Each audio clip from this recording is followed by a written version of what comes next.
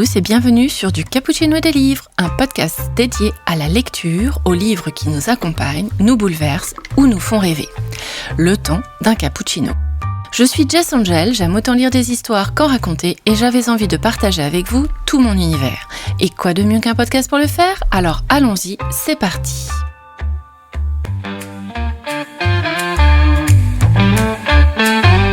Bonjour à tous. Pour ce tout nouvel épisode mensuel, j'avais envie de tenter quelque chose d'un peu différent et j'espère sincèrement que ça vous plaira. J'ai découvert ce concept récemment dans un épisode de Marie F. Fleury et je me suis dit, mais pourquoi ne pas essayer moi aussi ? Alors oui, pour un podcast, ça peut paraître un peu inhabituel. On a davantage l'habitude de voir ce genre de format sur YouTube et là, vous vous dites certainement, mais enfin Jess, de quoi tu parles ? Eh bien, cette semaine, comme je suis en vacances pendant quelques jours, j'ai décidé de me lancer dans un plog. Un plog, qu'est-ce que c'est ? Eh bien, c'est tout simplement le principe du vlog, mais version podcast. Pas de caméra, pas d'image, juste mon micro, ma voix et quelques moments partagés avec vous tout au long de ma semaine. Pendant 7 jours, je vais essayer, j'ai bien dit essayer, de venir vous retrouver chaque jour pour vous raconter un petit bout de mon quotidien. On va parler de lecture, d'écriture, de vie créative et sûrement de tout un tas d'autres choses aussi. L'idée, c'est vraiment de créer une sorte de journal de bord audio, comme si vous étiez un peu avec moi pendant cette semaine. La grande question maintenant, c'est vais-je réussir à prendre le micro tous les jours ? Et surtout, aurais-je quelque chose d'intéressant à raconter ? Honnêtement, ça, seul l'avenir nous le dira. Mais j'avais envie de sortir un peu de ma routine habituelle et de proposer quelque chose de plus spontané, plus vivant, peut-être aussi plus intime. Et entre nous, je remercie déjà mon amoureux pour les heures de montage qui l'attendent. Même si, promis, je vais essayer de mettre un peu la main à la pâte cette fois-ci. Alors, le petit challenge de cette semaine, parce que oui, ce plog ne sera pas seulement un journal de vacances, ce sera aussi une manière de me motiver. Ces dernières semaines, j'ai beaucoup procrastiné côté écriture, alors je me suis dit que ce format serait peut-être le petit coup de pied bienveillant qu'il me fallait pour me remettre sérieusement à mon roman.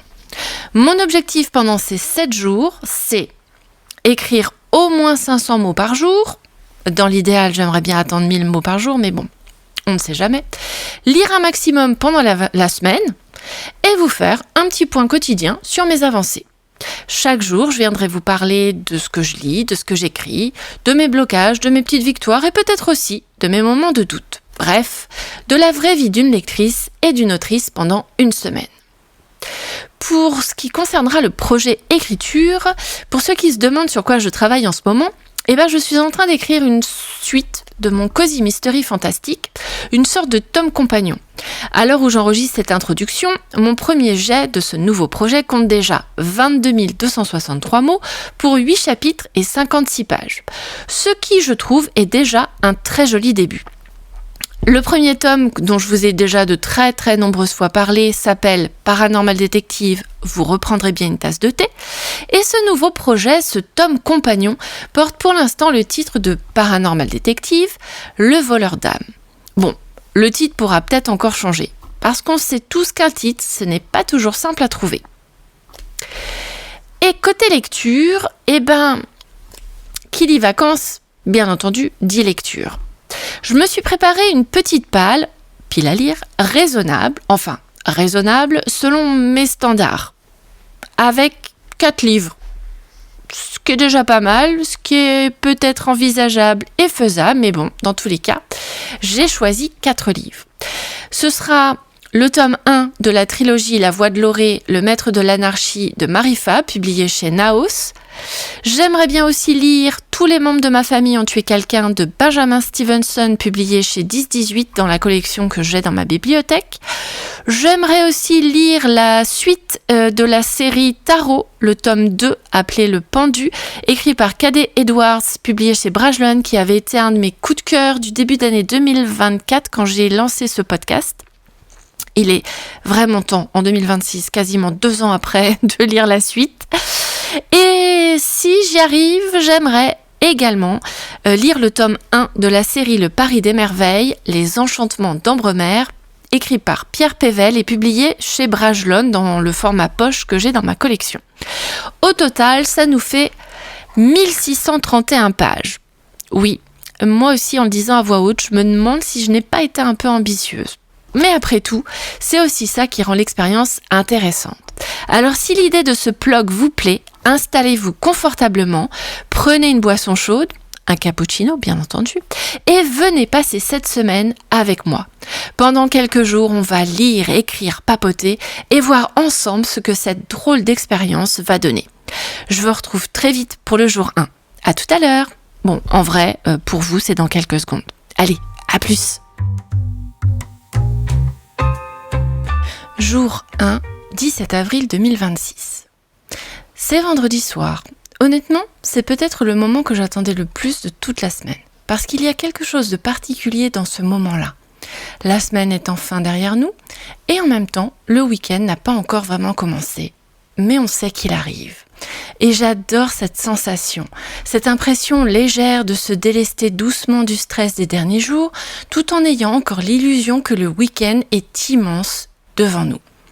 Qu'il ne va pas disparaître en abattement cils. Vous savez, ce moment fragile où on commence à peine à savourer quelque chose, sans encore penser au dimanche soir qui arrive trop vite. Et ce week-end, c'est aussi celui du Festival du Livre de Paris. De mon côté, je n'irai pas cette année, j'essaie d'être raisonnable et d'économiser pour les Imaginales qui a lieu fin mai à Épinal, mais pour l'avoir vécu l'an dernier, je peux vous dire que le lieu où a lieu le Festival du Livre de Paris est absolument magnifique. Si l'événement reste au Grand Palais l'année prochaine, je ne peux que vous conseiller d'y aller. Les verrières, la lumière, la hauteur sous plafond du bâtiment, tout donne à ce salon une atmosphère presque magique. Et puis, certains autoristes que j'ai suivis ces derniers mois y seront pour dédicacer leur roman.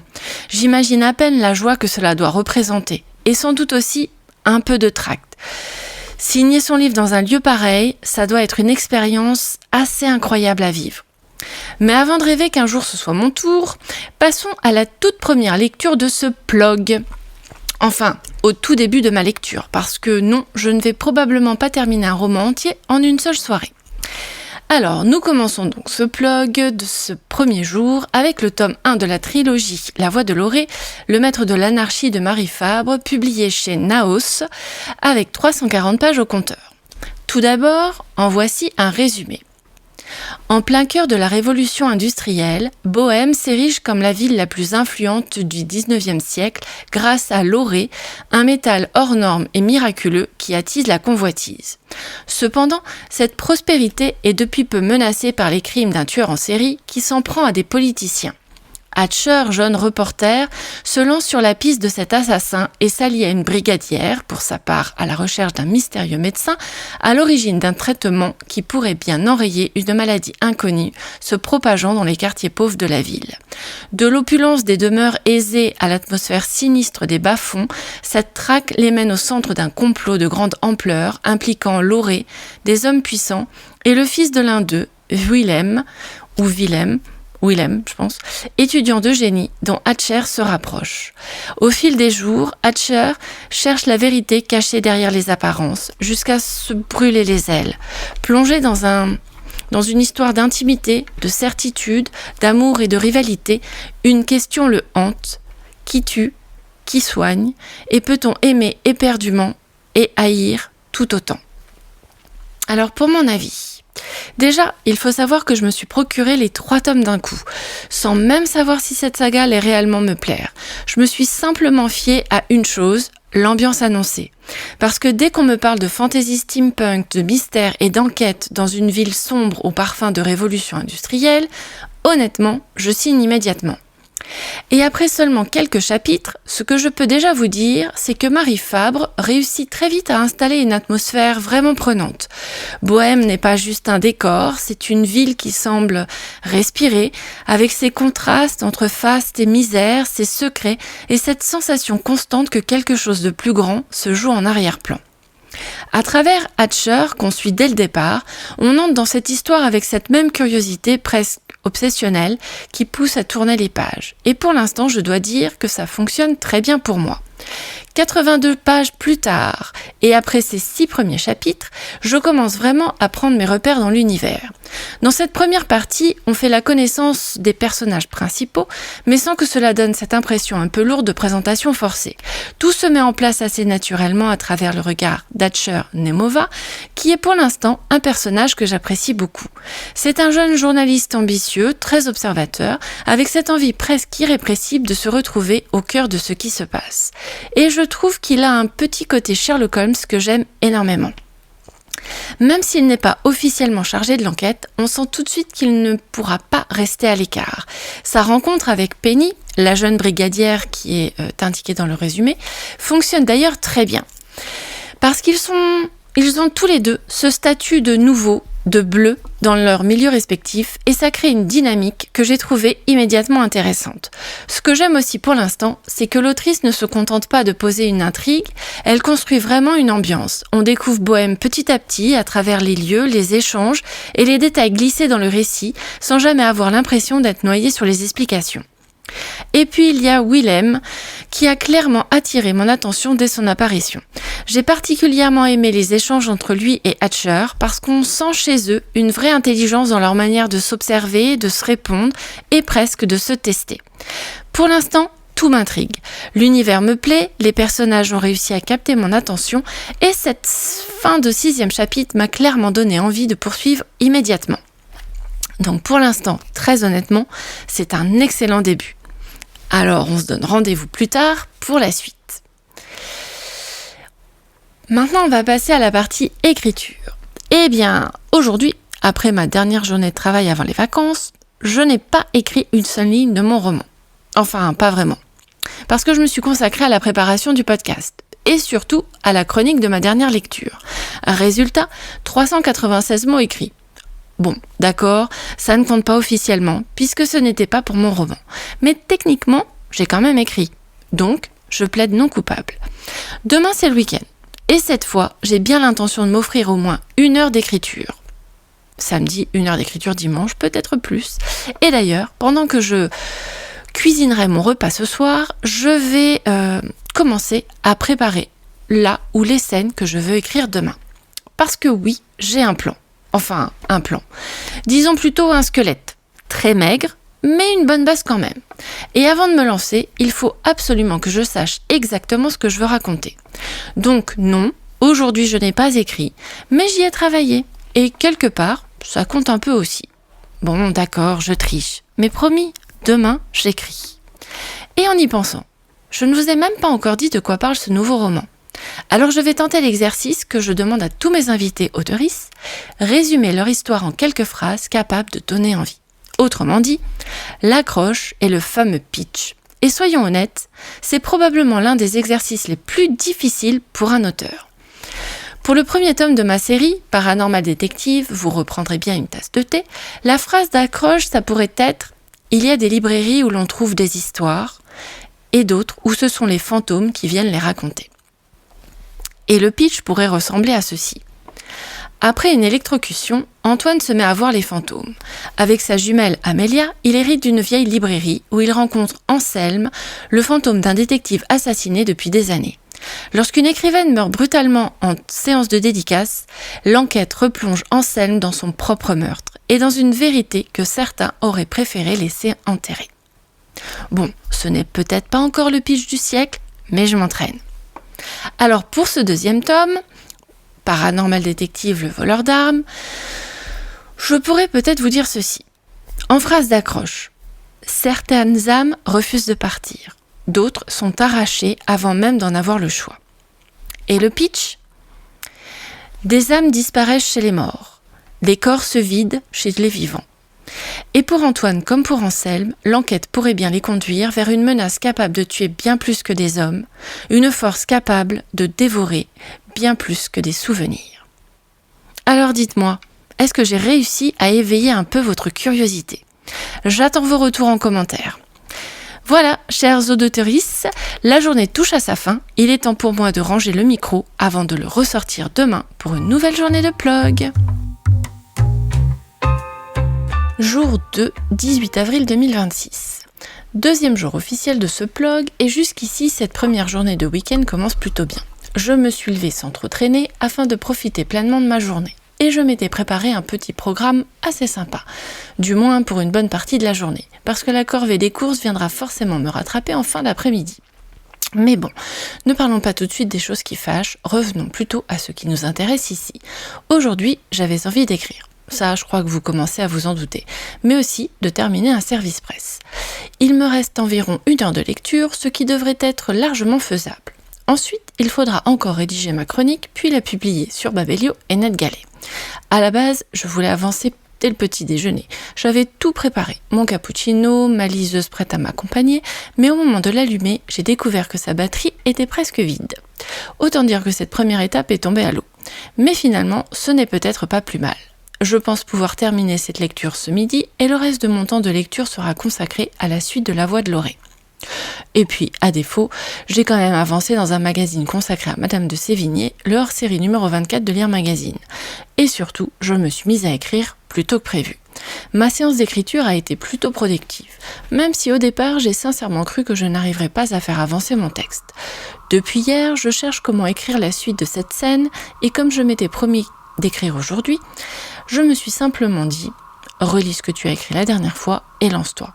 Laisse-toi porter. » Au pire, je pouvais toujours poser mes idées sur le papier et revenir les développer plus tard. Et finalement, figurez-vous que cette séance a été bien plus positive que ce que j'imaginais et je suis joie. Quel bonheur d'écrire, quel bonheur aussi de retrouver ces personnages et leur histoire. Je les aime tellement. C'est un peu comme des amis que l'on a de retrouver après quelque temps. Pas trop souvent, parce qu'il faut parfois se manquer un peu pour être heureux de se retrouver. Mais cette histoire me trotte dans la tête depuis si longtemps maintenant qu'elle a presque pris le pas sur ma fantaisie que j'ai mis de côté pour le moment. Bon alors, le verdict, me direz-vous, qu'est-ce que ça a donné ? Eh bien, j'ai passé exactement 1h37 sur mon texte.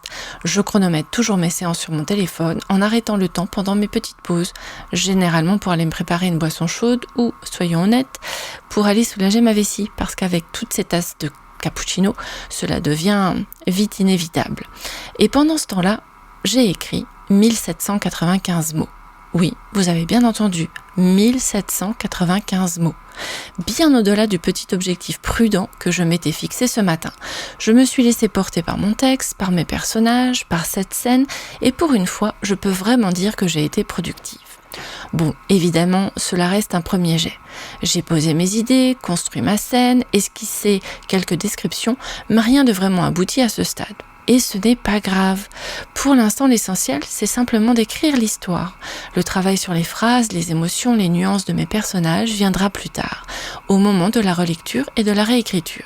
J'ai déjà posé une base solide, mais il faudra encore retravailler tout cela pour en faire quelque chose de plus juste. Alors oui, pour moi, ce bilan est plus que positif. J'ai largement dépassé mon objectif, mais surtout, j'ai écrit. Et ces derniers temps, ce n'était pas si évident. Pour tout vous dire, je tiens un tableau dans lequel je note chacune de mes séances. La date, le temps passé et le nombre de mots écrits. Et en regardant ce matin, je me suis rendu compte que je n'avais pas écrit depuis le 12 avril et avant ça, ma séance précédente remontait au 29 mars. Autant dire un vrai gouffre. Alors forcément, cette séance a un petit goût de victoire. Je vais essayer de garder cette belle énergie et nous verrons bien ce que demain me réservera.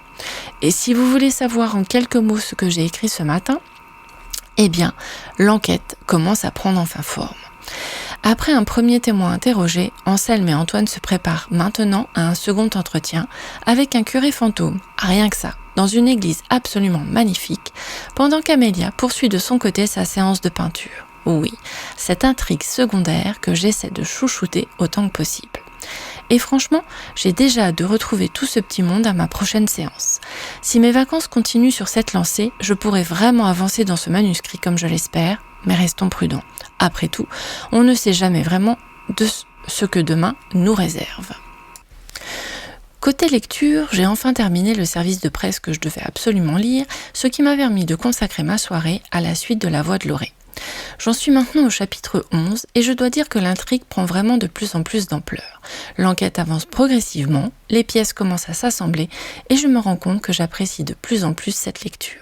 Le personnage d'Hatcher, lui aussi, prend vraiment de l'épaisseur au fil des chapitres et il porte cette histoire avec beaucoup de justesse. On le suit d'hypothèse en hypothèse, on essaie nous aussi de comprendre ce qui se joue en arrière-plan et surtout à qui profite réellement le crime. Ce que j'aime particulièrement, c'est la manière dont l'autrice nous plonge dans son univers et dans son histoire avec un grand H, presque sans s'en rendre compte, simplement au détour d'un lieu, d'un souvenir, d'un détail. Tout paraît naturel, fluide, vivant.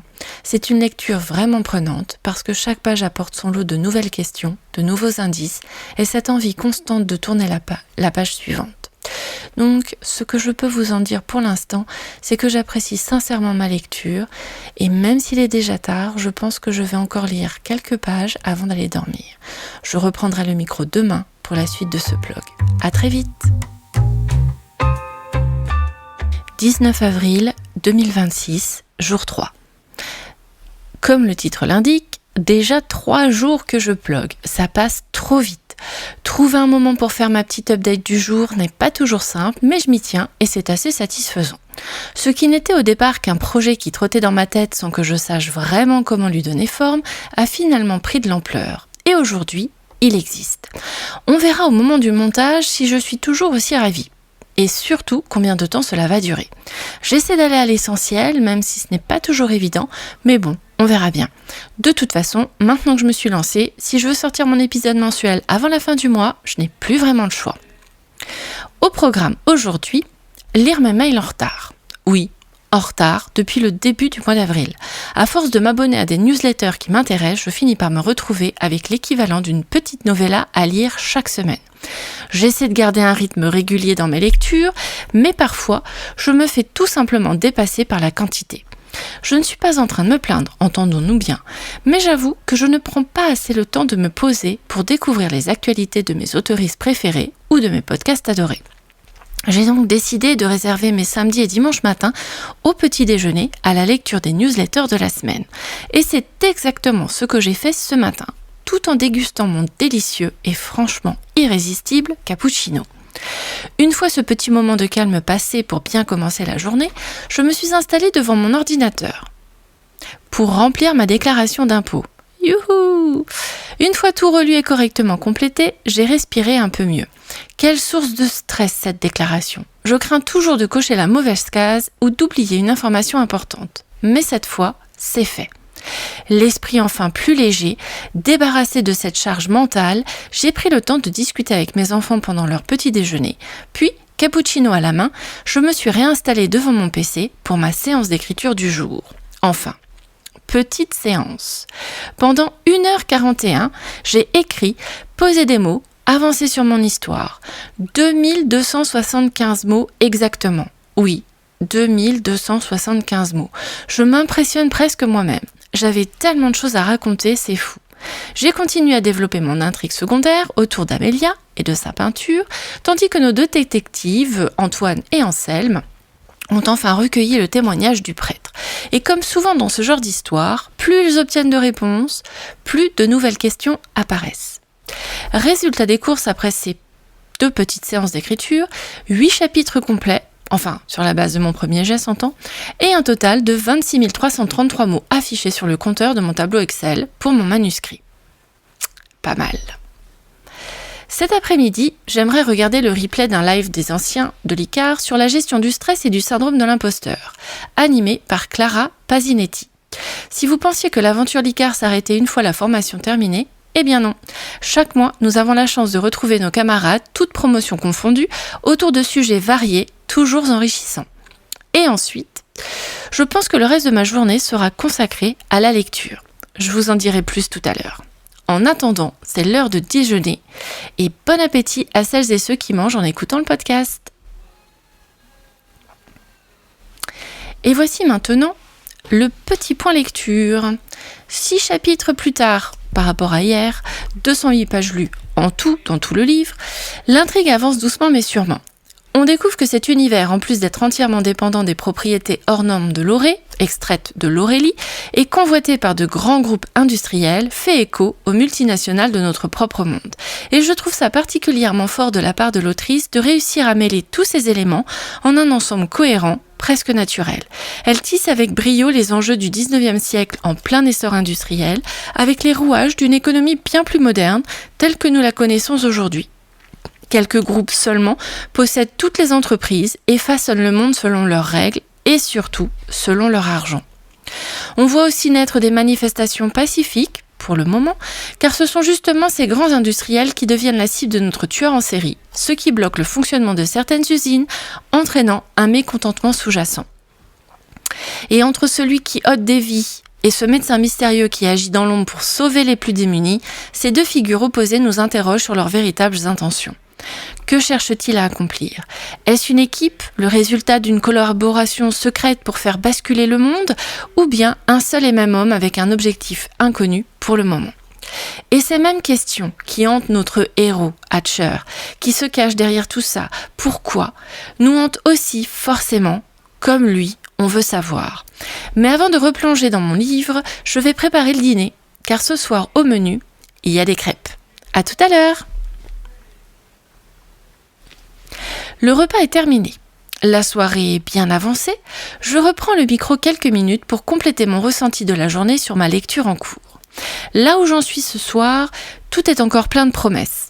Des liens se tissent, d'autres se défont, l'enquête avance, mais empêcher un nouveau meurtre ne semble pas si simple et j'ai hâte de voir comment notre héros va faire. Je me rends compte que faire un petit point chaque jour sur l'avancée de ma lecture est un exercice plus difficile que je ne l'imaginais. Comment vous en parler sans en dévoiler toute la substance ? Ce n'est vraiment pas évident. Alors pour ce soir, je range le micro et je vous retrouve très vite pour la suite de ce petit blog. Jour 4, 20 avril 2026. Après un petit déjeuner passé à rattraper mes newsletters en retard, le rythme de cette 4e journée a été bien plus doux que celui des précédentes. Pourtant, j'ai tout de même terminé un livre et bien avancé dans l'écoute d'un autre. C'était finalement ma première vraie journée de vacances. Mais c'est celle où j'ai d'abord pris le temps de me libérer du ménage, de la lessive et du rangement du linge propre, tout en écoutant Le Trône de verre de Sarah J. Maas. J'adore écouter un livre audio pendant mes tâches ménagères, mes corvées ou encore lors de mes trajets à pied ou en voiture. C'est une manière idéale de continuer à avancer dans une histoire, même lorsque mes mains sont occupées ailleurs.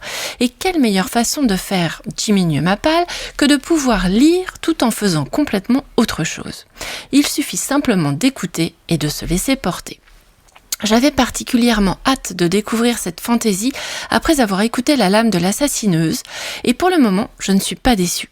En plus, cette fois-ci, il n'y a qu'une seule narratrice et je me rends compte que je préfère largement n'avoir qu'une seule voix sur laquelle me concentrer. Célina possède un caractère et une force qui pourraient en déstabiliser plus d'un. Elle ne mâche pas ses mots et malgré tout ce qu'elle a traversé dans La Lame de l'assassineuse, elle n'a rien perdu de sa volonté, ni même parfois de son arrogance, et il ne me reste plus qu'à découvrir ce que l'autrice lui réserve dans la suite, et j'ai déjà hâte de poursuivre mon écoute. Comme je vous disais plus haut, j'ai donc terminé le tome 1 de La Voix de l'Auré, et je peux enfin vous livrer mon avis final sur ce roman que j'ai beaucoup apprécié. Les personnages sont attachants et le world building s'est révélé particulièrement intéressant. Avec tous les éléments que l'autrice a mis en place et dont je vous ai déjà parlé dans mes précédents updates, il est difficile de ne pas avoir envie de découvrir la suite. L'enquête d'Hatcher touche désormais à sa fin, il a enfin compris les rouages et les véritables enjeux qui se cachent derrière ce médecin mystérieux et ce tueur qui ciblait des victimes bien particulières, mais même s'il n'adhère pas forcément à tout ce qu'il découvre, ce qu'il a porté tout au long de ce premier tome trouve enfin une forme de résolution. Bien sûr, tout n'est pas parfait pour lui, et la conclusion n'a rien d'un happy end absolu, mais il a accompli ce qu'il devait faire, et pourtant, quelque chose semble encore lui échapper. C'est précisément ce détail qui me donne très envie de voir où l'autrice nous emmènera dans le second tome. Je lirai probablement la suite au mois de mai, alors si vous voulez en savoir plus, restez connectés. Pour quelqu'un qui ne se sentait pas inspiré aujourd'hui, je me suis encore surprise à me laisser porter par mes personnages. On va parler écriture. Il était déjà 16h31 quand je me suis enfin mise devant mon PC pour écrire. Vous voyez à quel point j'ai cru que je n'allais pas tenir mes engagements. Et pourtant, 1h10 plus tard, avec 1197 mots supplémentaires au compteur, j'avais bel et bien écrit. Alors oui, c'est moins que ce week-end où j'ai carrément cartonné, mais c'est déjà ça. Je vous assure que je ne me sentais pas inspirée du tout et que s'il n'y avait pas eu le blog du jour avec un retour à vous faire, je crois que je n'aurais rien écrit. Je me demande si le fait de devoir vous rendre des comptes chaque jour ne chasse pas ma procrastination au loin en m'obligeant à être régulière et à respecter le challenge que je me suis lancé, écrire tous les jours de la semaine. D'ailleurs, je dois vous en remercier parce que sans ça, aujourd'hui, j'aurais sûrement fait l'impasse. J'ai pourtant écrit une petite scène entre Amélia et Carla, une sorte de dîner romantique, et croyez-moi, les filles avaient beaucoup de choses à se dire. Bon, allez, on verra demain ce que ça donnera, parce qu'après tout, demain est un autre jour. Jour 5, 21 avril 2026. Quasi une semaine que je blogue, et je me demande toujours le matin si j'aurais vraiment des choses à vous dire. Pour commencer aujourd'hui, j'aimerais vous parler d'un petit article publié dans le journal de la Cube. Vous savez, cet abonnement à la box littéraire avec un livre soigneusement choisi par un libraire selon vos critères, quelques goodies et un mini-journal avec des articles autour de la lecture, mais pas que. Si vous voulez en savoir plus d'ailleurs, n'hésitez pas à écouter, si ce n'est pas déjà fait, l'épisode que j'ai consacré aux box littéraires. Dans le journal du mois de mars 2026, on y parle de piles à lire, d'organisation de bibliothèques et surtout de tri, avec quelques conseils en dernière page pour effectuer un tri raisonné, en accord avec nos envies de lecture du moment. Il donne plusieurs pistes à suivre, sans pression, pour faire les bons choix. Par exemple, observer sa palle en se demandant quel livre ne nous attire plus, les mettre de côté s'ils ne nous ressemblent plus à l'instant T. Cette année, c'est exactement ce que je fais. Pas de palle prévue à l'avance. Juste un livre qui me tente sur le moment, selon mon humeur du jour. Lire ce qui nous appelle vraiment, sans culpabilité. Accepter aussi d'abandonner une lecture si au bout de quelques pages, rien ne résonne en nous, et la laisser partir. J'avoue que pour moi, c'est probablement ce qu'il y a de plus difficile, parce que ces livres, je les ai achetés, ou quelqu'un les a choisis pour moi, ou encore, je les ai reçus en cadeau. Et pourtant, il ne faut pas se forcer à aller jusqu'au bout, au risque de se dégoûter doucement de la lecture. Vous pouvez aussi faire comme la booktubeuse A Book and a Cup, qui se challenge à lire au moins le premier chapitre avant de décider si le livre l'intrigue ou pas. Et si un livre ne nous plaît plus, qu'on ne le relira jamais, ou qu'on ne souhaite simplement plus le garder, il existe plein de façons de lui offrir une seconde vie, comme par exemple le revendre, Vintage, Hyper Joseph, Cultura, etc., ou en faire don. De mon côté, c'est ce que je préfère. Les vieilles éditions partent dans la boîte à livres de ma ville et ceux qui pourraient plaire à d'autres rejoignent parfois la médiathèque. Pour la partie organisation de ma bibliothèque, ils ont écrit également dans ce petit article quelque chose du genre « Dis-moi comment tu ranges ta bibliothèque et je te dirai qui tu es ». Et j'ai trouvé ça intéressant. Finalement, assez représentatif d'un état d'esprit. Pour moi, par exemple, mes livres sont rangés par genre. Selon eux, cela correspondrait à un esprit logique. Je cite : « Chaque livre est à sa place, pas de surprise, pas de mélange hasardeux, vous aimez savoir où chercher et votre bibliothèque est une carte mentale parfaitement organisée. Vous êtes probablement quelqu'un de fiable et vos livres vous en remercient. » Cependant, je tiens à dire que tous mes Agatha Christie sont rangés par ordre de parution. J'ai passé un temps fou à les classer correctement, et si je dois en sortir un, je glisse toujours quelque chose à sa place pour pouvoir le remettre exactement au bon endroit ensuite. J'aime cette idée de savoir quel a été son premier livre, puis son dernier, en les ayant tous lus dans l'ordre de leur écriture. Et ce qu'on trouve également le plus sur mes étagères, ce sont les littératures de l'imaginaire. La SFFF, science-fiction, fantasy, fantastique. Ce qui ferait de moi, toujours selon cet article, un esprit libre, avec une bibliothèque ouverte vers ailleurs, vers des mondes riches et complexes, une personne créative, curieuse et légèrement allergique à la réalité. Pas totalement faux. Mais on trouve aussi chez moi beaucoup de polars, de cosy mystery et d'enquêtes en tout genre, ce qui ferait également de moi une personne observatrice, voire soupçonneuse. Et ça non plus, ce n'est pas complètement faux.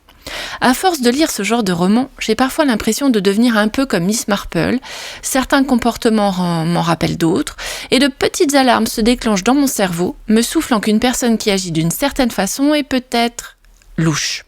J'en arrive parfois à voir la réalité un peu plus sombre qu'elle ne l'est réellement. Mais j'aime tellement rassembler les indices, suivre les pensées de l'enquêteur et comprendre ce qui se cache derrière les apparences que je ne perds jamais le plaisir de lire ce genre malgré tout. Eh bien, cette introduction de blog est bien longue. Serait-ce une nouvelle forme de procrastination pour ne pas aller écrire aujourd'hui ? Bonne question. Bon, ok, j'y vais, c'est l'heure d'écrire. À plus tard. 1h19 et 1450 mots de plus pour mon manuscrit. Je pensais pourtant qu'aujourd'hui serait encore un jour sans. J'ai passé près d'1 heure à procrastiner, tout en essayant de trouver l'amorce de la suite de mon texte, dans la continuité de ce que j'avais écrit hier. J'ai scrollé sur Instagram, lu quelques mails, fait la vaisselle, vidé le lave-vaisselle, écrit l'introduction de ce blog, ainsi que le début de mon avis sur ma nouvelle lecture. 1 heure pendant laquelle j'aurais dû simplement m'y mettre. Et puis finalement, j'y suis arrivée. Les idées ont trouvé leur place après avoir relu ce que j'avais écrit la veille, et tout a semblé couler de source. Je peux être fière de moi, je crois. Je tiens sur la durée. Je m'encourage à avancer et à cesser d'avoir peur de ne rien avoir à dire, de ne rien avoir à raconter. Je n'ai peut-être pas encore tous les mots, mais mes personnages, Amélia, Ansem, Carla et Antoine, ont une histoire à raconter et je me dois pour eux de la faire exister. Alors voilà, une petite séance d'écriture du jour fructueuse et bien remplie. Comme le dirait Harry, méfait accompli. La suite au prochain épisode. Juste après avoir enregistré le blog d'hier, je me suis plongée dans ma nouvelle lecture. Tous les membres de ma famille ont déjà tué quelqu'un de Benjamin Stevenson. Et c'était tellement addictif que j'ai lu 158 pages, soit 15 chapitres d'un seul coup. Ce qu'il y a de bien avec cet auteur, que j'ai découvert avec grand plaisir en fin d'année dernière grâce à son polar de l'Avent, c'est cette manière bien à lui de nous raconter l'histoire, comme si nous faisions entièrement partie du livre. Et puis, j'adore son humour. Il a une façon de présenter les choses que je trouve vraiment intéressante, comme nous indiquer à quelle page certains morts vont apparaître, ou multiplier ces petits apartés où il nous embarque avec lui dès les premières lignes. Plusieurs réflexions m'ont fait sourire et j'ai pris énormément de plaisir à découvrir ce tome 1. Parce que oui, j'ai lu le tome 3 avant de lire les précédents. Mais honnêtement, ça ne change absolument rien à mon plaisir de lecture. Laissez-moi d'abord vous lire le résumé. Je redoutais cette réunion de famille des Cunningham avant même le premier meurtre. À peine la tempête s'était-elle abattue sur notre hôtel perdu au milieu des montagnes que déjà la neige et les cadavres s'amoncelaient. Il faut dire que nous, les Cunningham, on a du mal à se supporter les uns les autres. Je crois que nous n'avons qu'une seule chose en commun, chacun de nous a déjà tué quelqu'un. À ce stade de ma lecture, ce que je peux vous dire, c'est que l'histoire de certains personnages peut parfois inquiéter et même glacer. Ce qui tombe bien, on est en plein milieu de la neige.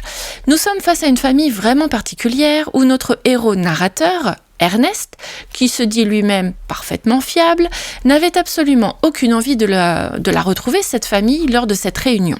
Mais sa tante lui a bien fait comprendre qu'il n'avait pas vraiment le choix. Ernie, après avoir fait quelque chose que sa famille n'a pas du tout apprécié, se retrouve entouré de plusieurs personnes qui ont une dent contre lui. Pas tous, mais suffisamment pour que l'ambiance soit loin d'être chaleureuse. Et pourtant, lui sait qu'il a fait ce qu'il fallait. Il sait qu'il ne pouvait pas agir autrement. Mais malgré cela, sa famille ne manque pas une occasion de le lui faire regretter. Le roman est découpé en plusieurs parties, chacune correspondant à un membre de la famille. Et chaque chapitre nous en apprend un peu plus sur cette personne, son passé, sa relation avec Ernest, mais aussi sur ce cadavre retrouvé dès le premier matin de leur séjour. Parce que chez les Cunningham, le passé semble poursuivre chaque membre de la famille comme une véritable malédiction. Et moi, je n'ai désormais qu'une hâte, retrouver cette famille déjantée, dysfonctionnelle, pour en apprendre encore davantage sur leur histoire, et bien entendu sur ce fameux cadavre. Et voilà, 83 pages plus tard et 11 chapitres depuis la dernière fois, l'intrigue continue d'avancer. Normal, vous allez me dire, on en est quand même à plus de la moitié du roman. Peu à peu, avec beaucoup de finesse, l'auteur nous dévoile le mystère qui se cache derrière son récit. Le passé éclaire toujours le présent et ce roman est terriblement addictif. Le temps de préparer le repas du soir et j'y retourne. Quant à nous, on se retrouve demain pour la suite de ce blog. Jour 6, 22 avril 2026. Ce matin, j'avais prévu de préparer les visuels des prochains épisodes du podcast. Non, pas du tout pour procrastiner, voyons, qu'allez-vous imaginer. Mais Canva a décidé d'en faire à sa tête et de ne pas fonctionner correctement. J'ai donc dû remettre cette tâche à plus tard en espérant que ce bug soit vite corrigé. Parce que clairement, le travail ne manque pas. Il faut dire que Canva est un outil que j'adore. Il offre tellement de possibilités créatives que je prends un vrai plaisir à concevoir mes visuels. Que ce soit pour Instagram, YouTube ou d'autres réseaux sociaux, il permet aussi bien de créer des publications que des affiches, des marque-pages ou même des couvertures de livres. Bon, mon roman n'étant pas encore publié, je n'ai pas encore exploré tout ce qui touche à l'univers du livre, mais tous mes visuels actuels sont réalisés grâce à lui. Avec le temps, ma bibliothèque d'images s'est bien étoffée et lorsqu'on trouve un style qui nous ressemble, on peut facilement le réutiliser pour construire une identité visuelle cohérente. Cette fameuse identité dont les professionnels du marketing nous parlent sans cesse. Parce qu'avant même de lire nos livres ou d'écouter nos épisodes de podcast, c'est souvent une image que l'on découvre en premier sur les réseaux sociaux. Celle qui porte nos idées, nos valeurs, nos rêves et nos envies. Et si cette image vous parle, peut-être aurez-vous envie d'aller plus loin. Régulièrement, j'essaye donc de réfléchir à ce que je montre de moi et à vérifier si cela correspond toujours à la personne que je suis à l'instant présent. Et lorsque quelque chose sonne faux, j'essaie doucement de l'ajuster. D'ailleurs, n'hésitez pas à me dire ce que vous en pensez. Je ne suivrai peut-être pas toutes vos suggestions, mais je les lirai toujours avec attention. Cela m'aide à mieux comprendre ce qui vous touche et ce qui vous laisse plus indifférent. Mais puisque Canva était inutilisable ce matin, je me suis finalement tournée vers ma séance d'écriture du jour, au lieu de trouver une autre excuse pour ne pas m'y mettre. Et voilà ce que ça a donné. 1h04 d'écriture, 1113 mots aujourd'hui. On est loin de l'élan de ce week-end, mais j'écris et c'est tout ce qui compte. Ce matin, j'ai d'ailleurs passé le cap des 30 000 mots pour ce premier jet et j'en suis ravie. Vraiment. Enfin, ravie, oui, mais un peu stressée aussi. Parce qu'en réalité, on en est seulement au premier tiers de ce que j'avais estimé et l'histoire prend encore tout son temps pour se mettre en place. Pour info, mon premier tome comptait 94 579 mots et j'avais envie de rester dans ces eaux-là pour ce deuxième tome. Bon, d'accord, j'ai arrondi à 95 000 mots estimés, mais on ne va pas chipoter pour 421 mots de plus. Et puis qui sait, je vais peut-être carrément les dépasser et me retrouver avec un tome 2 encore plus important. Oh my god. Alors oui, il y a encore du travail. Je n'ai même pas encore atteint mon premier vrai point de bascule, mais à mon avis, à la prochaine séance d'écriture, on y sera. Pour vous faire un petit récap, j'ai replacé mes personnages dans une nouvelle histoire, posé les bases d'une nouvelle intrigue, et même de 2 si on compte l'intrigue secondaire, et dans quelques centaines de mots, je devrais arriver à cette première bascule, puis à la deuxième, qui, je l'espère, donnera enfin un peu plus de rythme à l'ensemble. On arrive aussi au moment où je vais devoir faire appel à mon alpha lecteur préféré, mon amoureux. Il ne le sait pas encore, mais il sera bientôt le tout premier à lire ce nouveau tome. Et oui, ça me fait un peu flipper. Ce n'est encore qu'un premier jet et tout reste à faire. Mais cette histoire existe désormais et il va bien falloir que je la confie à quelqu'un d'autre pour avoir un premier regard extérieur, repérer les incohérences, les invraisemblances ou simplement me dire que tout est parfait. Bon, non, soyons honnêtes, c'est un premier jet. Ce n'est clairement pas encore le texte définitif et avant d'en arriver là, il y a encore énormément de travail. Voilà pour mon update du jour. En revanche, je préfère vous prévenir, demain, je ne sais pas encore si je pourrai faire ma petite séance d'écriture quotidienne car j'enregistre 2 interviews, une le matin et une l'après-midi. Comme quoi je profite pleinement de mes vacances. Si je trouve un moment, je m'y mettrai parce que ce serait dommage de casser la dynamique. Sinon, tant pis. Et il ne faudra surtout pas que je culpabilise. Même si entre nous, ça risque d'être la partie la plus compliquée. Mais pour le savoir, rendez-vous demain.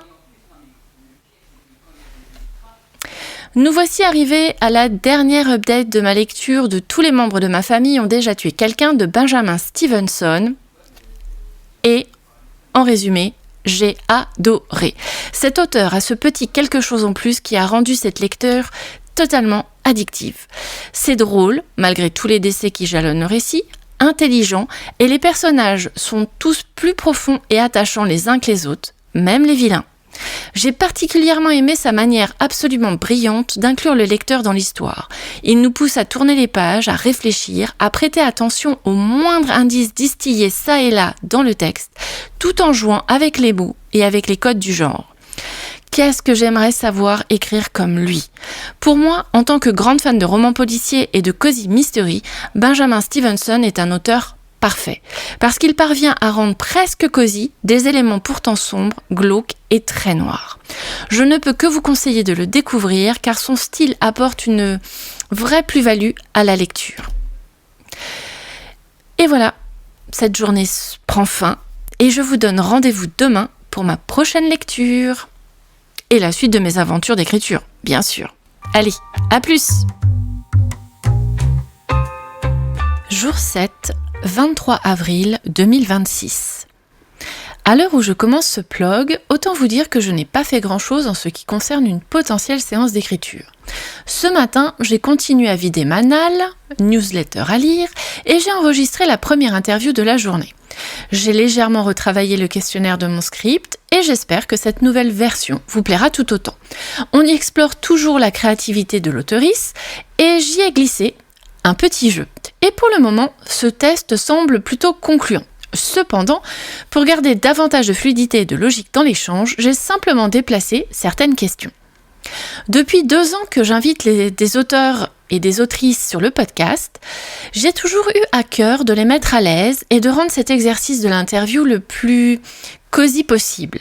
Alors j'espère que ces ajustements vous plairont. En attendant l'heure de la 2e interview, je vais en profiter pour continuer la lecture commencée hier. Et voilà, les interviews sont dans la boîte. Il ne restera plus qu'à mon amoureux à en faire un superbe épisode. Et d'ailleurs, un immense merci à lui, car je ne le remercie sans doute pas assez. Sans lui, mon podcast n'aurait certainement pas une bande-son aussi soignée. J'avoue que j'appréhende un peu l'enregistrement du dernier épisode demain. La semaine est passée à une vitesse folle, et même si j'ai fait de mon mieux pour préparer de jolis petits bouts de rush, il va bien falloir tout assembler. Et cette fois-ci, c'est moi qui m'y colle. Et il faut bien que j'apprenne un petit peu, même si de mon côté, je préfère largement préparer et enregistrer les épisodes. J'essaie toujours aussi de tenir un rythme régulier avec au moins un épisode par semaine. 2 interviews, un book club, un épisode mais pas que et un bilan lecture, mais vous avez sûrement remarqué que ma régularité laisse parfois un peu à désirer. Bref, que voulez-vous ? J'ai toujours eu un rapport compliqué avec les calendriers éditoriaux et ce n'est pourtant pas faute d'essayer. Au fond, l'essentiel, c'est de vous donner toujours plus de livres à ajouter à votre palle. Oui, je sais, je ne suis clairement pas là pour vous aider à la faire baisser, et surtout de vous faire découvrir de nouvelles auteurices, de nouveaux univers, et des histoires qui pourraient résonner avec votre sensibilité, vos valeurs ou votre personnalité. J'espère y parvenir. Dites-moi tout en commentaire, j'adorerais savoir si je vous ai permis de découvrir une pépite ou un ou une nouvelle auteurice. Depuis le tout début, mon objectif avec ce podcast a toujours été le même. Partager avec vous mes lectures et mes auteurices préférées. D'ailleurs, en parlant lecture, si je vous en disais un peu plus sur le 3e livre choisi pour ce blog, cette fois-ci, mon envie s'est portée sur le tome 2 de la série Tarot, le pendu, de Caddy Edwards, publié chez Brajlon. Après avoir découvert le premier tome au début de l'année 2024, il était grand temps que je m'en plonge dans la suite. Cette année, l'un de mes objectifs est justement d'avancer dans toutes ces séries commencées ces dernières années et, idéalement, d'en connaître enfin la fin. Mais avant de vous parler plus précisément de ce 2e tome, il faut peut-être revenir un instant sur cette série. On est ici dans de l'urban fantasy, un genre que j'aime beaucoup lorsqu'il est bien maîtrisé, et ce que j'apprécie particulièrement dans ce livre, c'est que même s'il existe un véritable fil rouge entre les tomes, chaque livre semble proposer aussi sa propre intrigue avec une résolution plus ou moins satisfaisante. J'entends par rapport à un happy end ou une mauvaise fin, enfin une fin plus triste. En tout cas, dans le premier tome, c'était construit de cette manière. Nous verrons bien ici avec le deuxième tome. Du coup, je n'ai eu aucun mal à retrouver les personnages, ni à me replonger dans l'univers, parce que j'avais pas trop perdu ce que j'avais lu de l'histoire il y a 2 ans. Alors, on va peut-être commencer par un résumé du tome 1. Rune St. John, dernier descendant de la cour déchue du soleil, se voit engagé pour enquêter sur la disparition d'Adam, ou d'Adam, fils de Dame Justice, en Nouvelle-Atlantide, la ville-île où les Atlantes se sont établis après la destruction de leur terre d'origine par les humains. Accompagné de son acolyte et garde du corps, Brand, il infiltre les plus hautes sphères de la noblesse néo-atlante pour interroger les proches et les associés du disparu. Très vite cependant, leur enquête va les mener sur une piste imprévue, celle d'une créature légendaire liée au secret du massacre de la cour de Rune. En cherchant Adam, Rune pourra-t-il lever le voile sur l'assassinat de sa famille et sur son passé? Et pour le résumé du tome 2, garanti presque sans spoil, Rune St. John, dernier descendant de la cour déchue du soleil, s'efforce de protéger coûte que coûte Max, l'adolescent qu'il a recueilli, d'un mariage contracté de force avec le pendu. Ce faisant, il s'enlise dans un conflit mêlant magie arcanique et intrigue politique. Sa quête le mènera dans des recoins improbables de l'île, tels qu'un quartier chaud aménagé sur un quai de navire fantôme, une étrange ferme en gratte-ciel, ainsi que l'hémicycle du concile où une session d'arcane changera à jamais son destin. Bon, pour le moment, j'en suis à la page 77 sur 441 et c'est avec beaucoup de plaisir, comme je vous disais, que je retourne en Nouvelle-Atlantique pour découvrir la suite des aventures de Rune St. John, l'héritier sans trône de la Cour du Soleil. J'y ai retrouvé toute la magie de cet univers, enclave dissimulée au cœur d'une autre, où la technologie moderne côtoie des créatures fantastiques, mythologiques ou directement issues des contes et du folklore humain, tout en restant basée sur le tarot. À l'endroit où j'en suis, Rune tente de comprendre pourquoi quelqu'un a cherché à enlever son pupille Max, un jeune adolescent lié donc au trône déchu de Dame amoureux.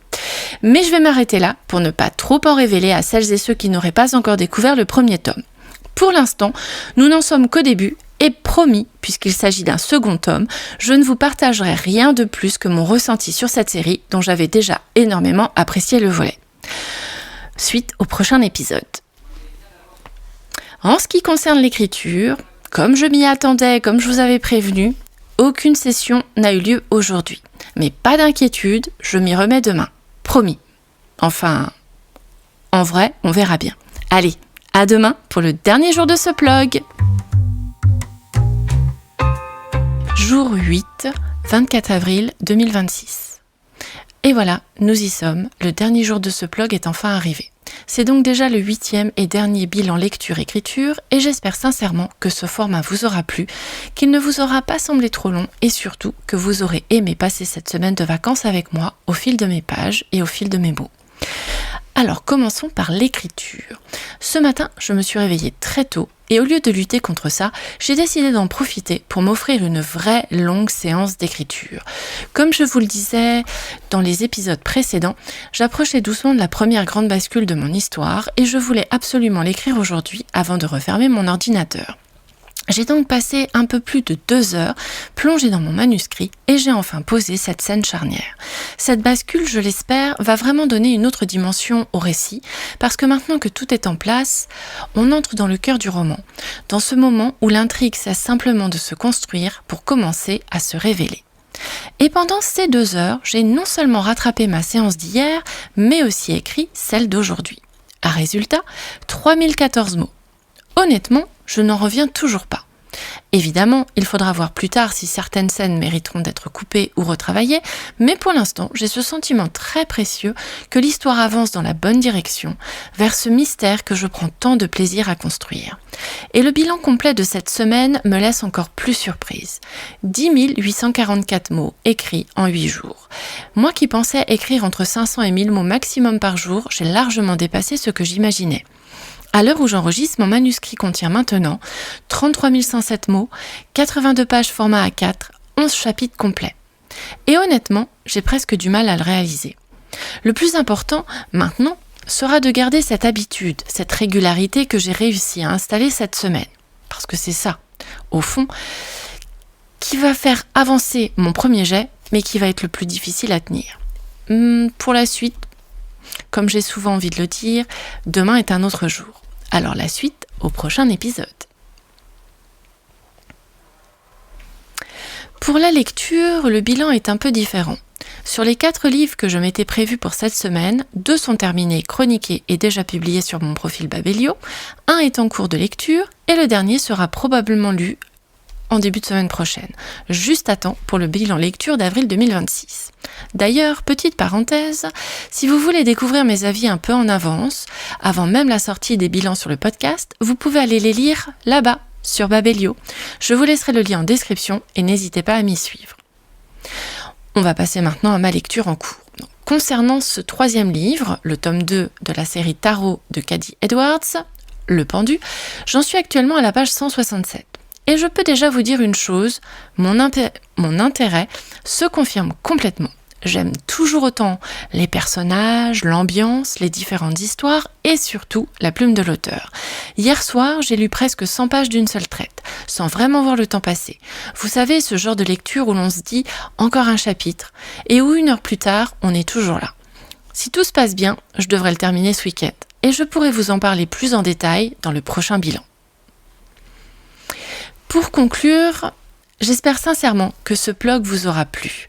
De mon côté, j'ai vraiment aimé l'exercice, le fait de venir chaque jour faire ce petit point avec vous comme un carnet de bord un peu plus intime, mais comme dirait une vieille pub de mon enfance des années 80, je ne ferai pas ça tous les jours. Sur une période de vacances ou un moment particulier, je trouve ça vraiment agréable, mais au quotidien, ce serait une autre histoire. Alors dites-moi en commentaire ce que vous en avez pensé, et peut-être que dans quelques mois, on se retrouvera pour un nouveau blog. Pourquoi pas ? Et voilà, ce nouveau épisode de podcast est fini, avec un format qui change de d'habitude. J'espère que cela vous a plu. N'hésitez pas à vous abonner pour avoir le prochain épisode dès sa sortie, à liker et à partager. Et si vous le souhaitez, vous pouvez me suivre sur ma page Instagram, @jess_angel, ou m'envoyer un mail à ducappuccino et des livres @gmail.com. Merci pour votre écoute et à très vite pour la suite.